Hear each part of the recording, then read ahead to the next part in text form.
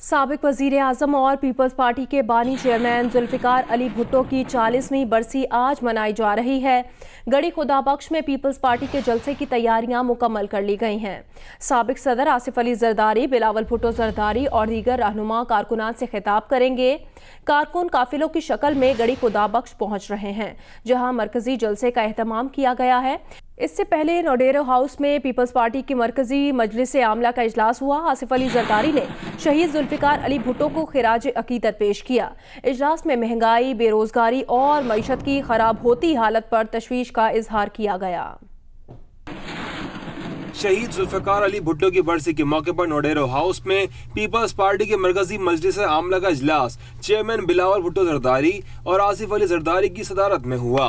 इजलास में फरियाल तालपुर और यूसुफ रजा गिलानी समेत CEC के अरकान ने शहीद जुल्फिकार अली भुट्टो के लिए फातिहा ख्वानी की। इजलास के बाद पीपल्स पार्टी के रहनुमा फरहतुल्लाह बाबर, कमर जमान कायरा और नफीसा शाह ने मीडिया को ब्रीफिंग दी। हमने इस एहतिसाब को, जो दरअसल सियासी इंतकाम है, इसको यकसर मुस्तरद कर दिया है। कमर जमान कायरा का कहना था कि 18वीं तरमीम के हवाले से पहले भी आवाज उठाई थी और अब भी इसका तहफ़्फ़ुज़ करेंगे। ये हुकूमत ना आइन को मानती है और ना ही पार्लिमान को मोतबर समझती है। ये हुकूमत बुनियादी तौर पे फाशिस्ट हुकूमत है।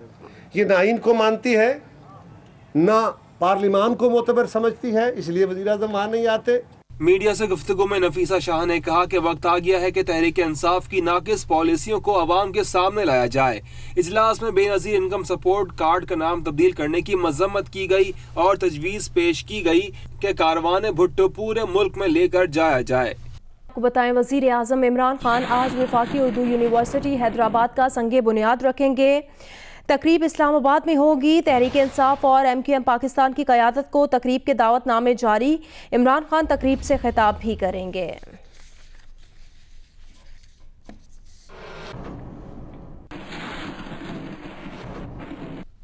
वज़ीर तालीम सिंध सैयद सरदार शाह ने कहा कि हैदराबाद हमारा शहर है, हमें इल्म है कि यूनिवर्सिटी कहाँ बनानी है। वज़ीर आज़म के ऐलान से कुछ नहीं होगा। MQM लॉलीपॉप में ना आए। यूनिवर्सिटी बनाने के लिए सिंध असम्बली से रुजू करना पड़ेगा।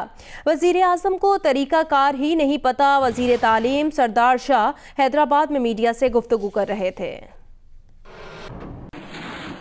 यूनिवर्सिटीज़ बनानी है, हम खुद बनाएंगे। हम समझते हैं कहाँ यूनिवर्सिटीज़ बनानी है, कहाँ नहीं बनानी, कहाँ ज़रूरत है, कहाँ नहीं है। अगर उनको यूनिवर्सिटी बनानी है यहाँ पे तो डेफिनेटली प्रोविंशियल असेंबली से रुजू करना पड़ेगा। बयानात से कुछ नहीं होगा। MQM को MQM फिर से लालीपाप ना आए, उसके अच्छी बात ये है। संगे बुनियाद तो ईंटें हैं, कहीं से भी लेके आप वहाँ पे लगा लो, मगर चार्टर कहाँ से आएगा? जब पहले तो एक्ट पास होगा, एक्ट में आएगा, असेंबली से पास होगा, असेंबली से वो बिल पास होने के बाद उसका चार्टर निकलेगा, वो चार्टर के लिए अप्लाई करेंगे, फिर यूनिवर्सिटी कायम हो सकती है। उनको प्रोसीजर का ही पता नहीं है।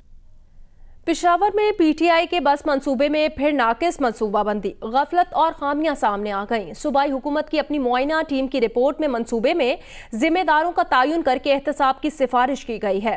साबिक वजीर आला खैबर पख्तूनख्वा परवेज खटक कहते हैं उनका काम डिज़ाइन देखना नहीं और ना ही वो इंजीनियर हैं। वो सिर्फ खामियां दूर करने का कहते थे। जिसने गलती की उसके खिलाफ एक्शन होना चाहिए। पेशावर के बस रैपिड ट्रांजिट मंसूबे की इंस्पेक्शन टीम की रिपोर्ट के मुताबिक मंसूबा मुकम्मल होने के बाद ट्रैफिक निजाम बेहतर नहीं और मुतासिर होगा। अवाम का पैसा जाया किया गया है। डिजाइन में तब्दीली के बायस लागत भी बढ़ गई। जियो न्यूज के प्रोग्राम आज शाहजेब खानारा के साथ में मेजबान शाहजेब खानजादा ने इंकशाफ किया कि पेशावर BRT मंसूबे में तब्दीलियाँ एशियाई तरक्याती बैंक ने नहीं बल्कि खैबर पख्तूनख्वा हुकूमत ने कराई। खैबर पख्तूनख्वा हुकूमत पिछले 1 साल से या फिर परवेज खटक साहब सारा मलबा एशियन डेवलपमेंट बैंक पर डालते रहे। सवाल होने पर खुद को बरी जिम्मा करार देते रहे और कहते रहे कि ये तो सारा प्रोजेक्ट एशियन डेवलपमेंट बैंक का है। अब खुद एशियन डेवलपमेंट बैंक कह रहा है कि डिजाइन में तब्दीलियां हमने नहीं, खैबर पख्तूनख्वा हुकूमत ने की है। साबिक वजीर आला परवेज खटक ने भी माजी के बरअक्स एतराफ किया कि तब्दीली की मंजूरी उन्होंने दी, फिर भी तकनीकी मसाइल की जिम्मेदारी इंजीनियर्स पर डाल दी। मैं डिजाइन नहीं चेंज करता हूँ, डिजाइन वो चेंज करते हैं। मैं तो सिर्फ पिन पॉइंट करता हूँ कि ये जो यहाँ पर ये जो उन्होंने खुद मुझे बताया کہ یہاں پر یہ شاہی کھٹا آ گیا, اب ہم اس پہ نہیں جا سکتے آگے. جب وہ نیچے نہیں جا سکتے تو انہوں نے خود ہی کیا. میں کوئی نقشہ لے کر تو نہیں بیٹھ گیا کہ کاغذ پین کے کاٹو اور یہ کرو. جس نے بھی غلط کرایا ہے اس سے پوچھ گچھ ہونی چاہیے. 19 جولائی 2018 میں انہوں نے کہا تھا کہ BRT منصوبے میں تمام تبدیلیاں ایشیائی ترقیاتی بینک نے کرائی ہیں. یہ جو پروجیکٹ ہے یہ ٹوٹلی ایشین ڈیولپمنٹ بینک چلا رہا ہے, اور اس کے فرگوسن کمپنی ہے ایشین ڈیولپمنٹ بینک کی, وہ اس کی کنسلٹنٹ ہے. وہ اس میں جو بھی چینجز ہوئے ہیں, سائٹ پر چینجز ہوئے ہیں, جو انکریز ہوا ہے, یہ سارے ایشین ڈیولپمنٹ بینک نے کیے. تجزیہ نگاروں کا کہنا ہے کہ کپتان عمران خان وزیر اعظم بن گئے, منصوبہ شروع کرنے والے وزیر اعلیٰ بدل گئے, افتتاح کی ڈیڈ لائن بھی بار بار بدلی, لیکن پشاور کے شہریوں کی قسمت کب بدلے گی, اس کا جواب BRT کی دھول میں کہیں دب گیا ہے. مسلم لیگ نون کے صدر میاں محمد شہباز شریف نے کہا کاش عمران خان چند گائیں بھینسیں بیچ کر چند ملین روپے کمانے کی بجائے پشاور میٹرو کا مسئلہ سلجھا دیتے. شہباز شریف نے اپنے پیغام میں کہا کہ پشاور میٹرو کا خستحال منصوبہ قومی خزانے کو اربوں روپے کا نقصان پہنچا رہا ہے. یہ میگا کرپشن کیس اور PTI کی مکمل نااہلی ہے. لاہور کے علاقے شالیمار میں ماں کی بے ادبی کے شبے پر ایک بھائی نے دوسرے بھائی کی جان لے لی. پولیس نے باپ کی درخواست پر ملزم بیٹے کے خلاف مقدمہ درج کر لیا.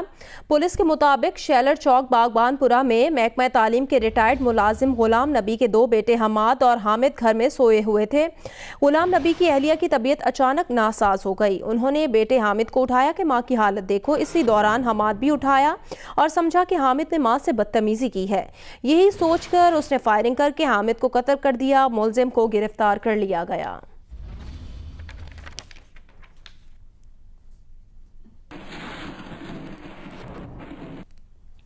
کراچی کے علاقے کورنگی سے لاپتہ ہونے والے 2 بچے رینجرز نے بازیاب کرا لیے. Federal be area Yusuf plaza کے قریب فائرنگ سے ایک شخص جاں بحق ہوا, جبکہ مفتی تقی عثمانی پر حملے میں زخمی ڈرائیور عامر شہاب زخموں کی تاب نہ لاتے ہوئے جناح اسپتال میں دم توڑ گیا.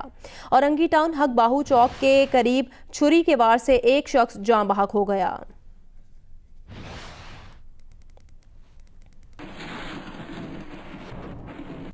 ملتان میں ہفتہ صفائی مہم ختم ہونے کے بعد بلدیہ کا عملہ غائب ہے.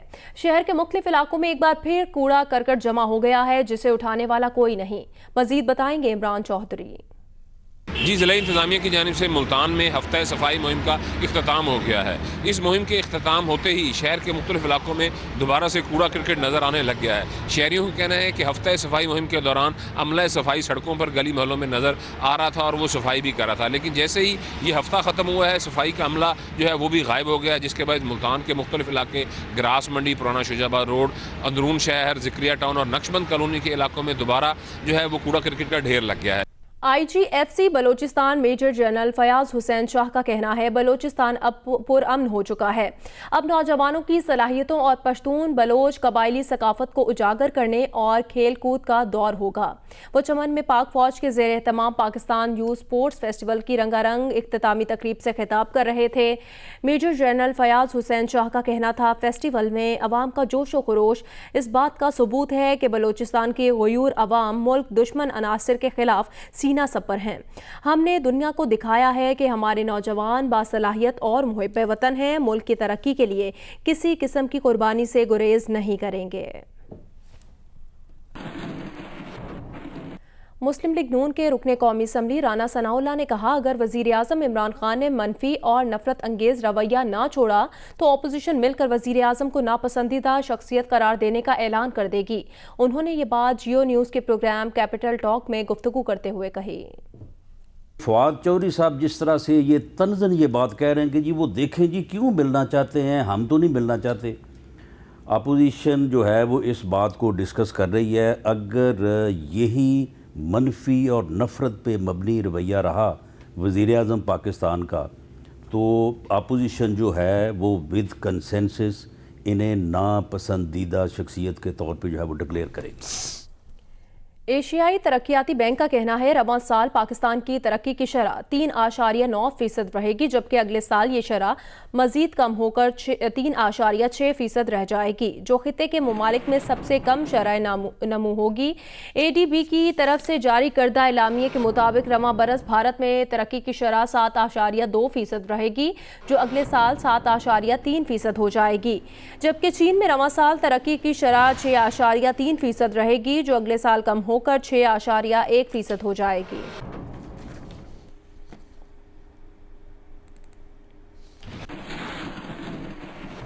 अमरीकी जरीदे वॉल स्ट्रीट जर्नल का कहना है कि मौशी बहरान के बायस नई हुकूमत ने CPEC के कई मंसूबों पर काम रोक दिया है।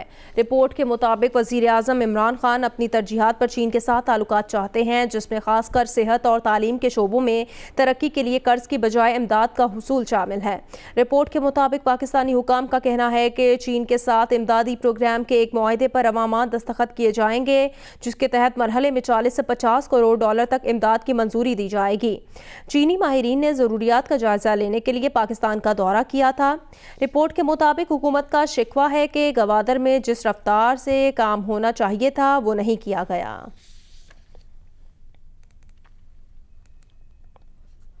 पेट्रोल और गैस के बाद बिजली महंगी करने की तैयारियां। बिजली की कीमत में ₹1.23 फी यूनिट इजाफे की दरख्वास्त पर नेपरा आज समाअत करेगा।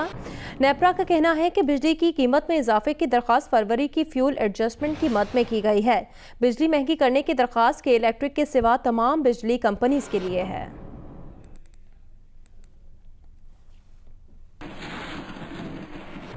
खैबर पख्तूनख्वा के ज़िला बनू में मौसम की तब्दीली के साथ ही बच्चे मलेरिया बुखार का शिकार हो रहे हैं, जिसके बायस मच्छरदानियों की फरोख्त में इजाफा हो गया है। रिपोर्ट करेंगे मंजूरुद्दीन।